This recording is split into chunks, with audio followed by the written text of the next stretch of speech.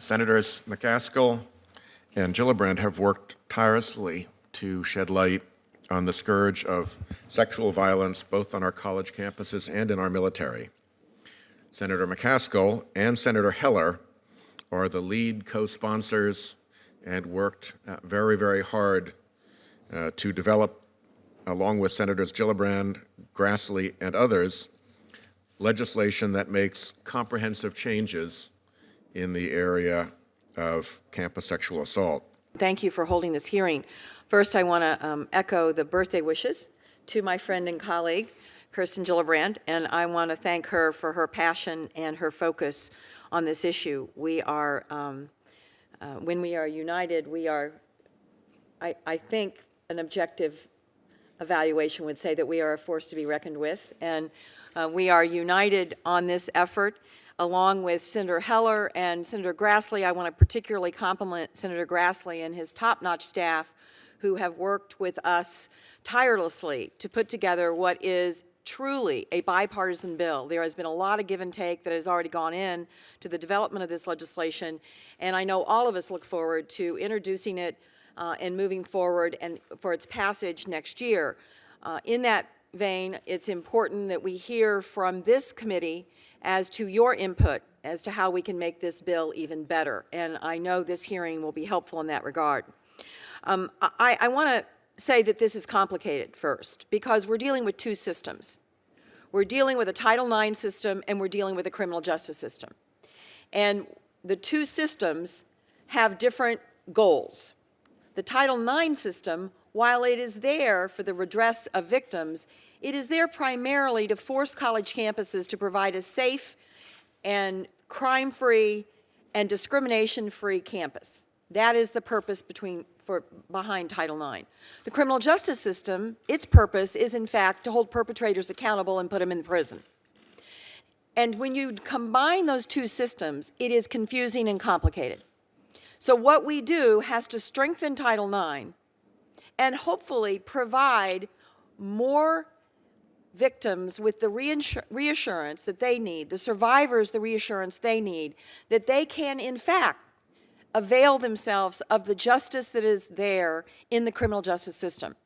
Right now, because the criminal justice system has been very bad, in fact, much worse than the military, and much worse than college campuses in terms of addressing victims and supporting victims and pursuing prosecutions, there is almost a default position that victims have taken through advocacy groups that they might be better off just doing the Title IX process. So what we really have to do in this complicated thicket of a juxtaposition of two systems is make sure that victims, like we have tried to do in the military together, when they report, they get support and good information about the options that are available to them. We have taken reporting in the military from 1 in 12 to 1 in 4, which is much higher than anywhere else, simply by providing special victims counsel to every victim in the military.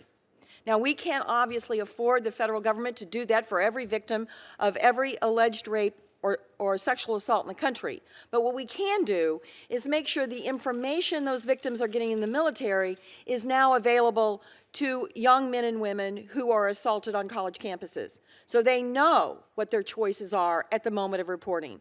They understand what the consequences are, as the chairman eloquently said in his opening statement, if they decline to go to the hospital or if they decline to talk to law enforcement, that they are in fact taking on a chance that justice will never truly be obtained in terms of holding their perpetrator accountable.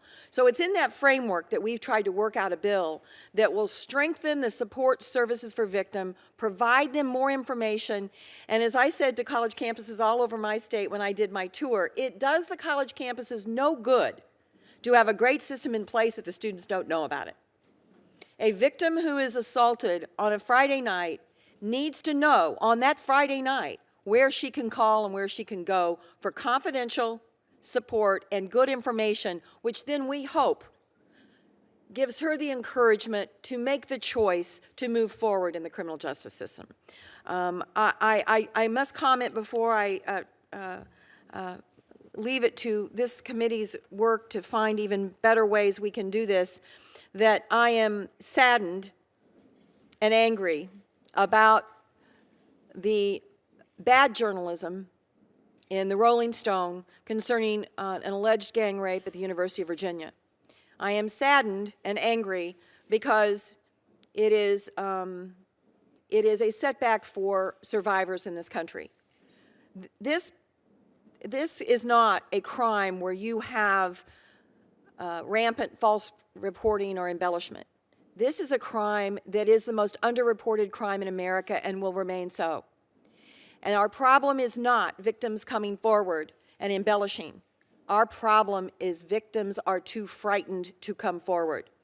So this bad piece of journalism, I think, has set us back, and I want to make sure that we overcome it and don't allow it to slow us in our determination to make sure that victims have the support they need at the moment they need it. And thank you, Mr. Chairman, for giving me a chance to say a few words this morning, and I'll look forward to working with you and the other members of the subcommittee, and most importantly, with Senator Gillibrand and our co-sponsors on the bill to make it better and stronger and get it passed next year so that we can begin to have the list of reforms on college campuses that we've been able to accomplish in the military.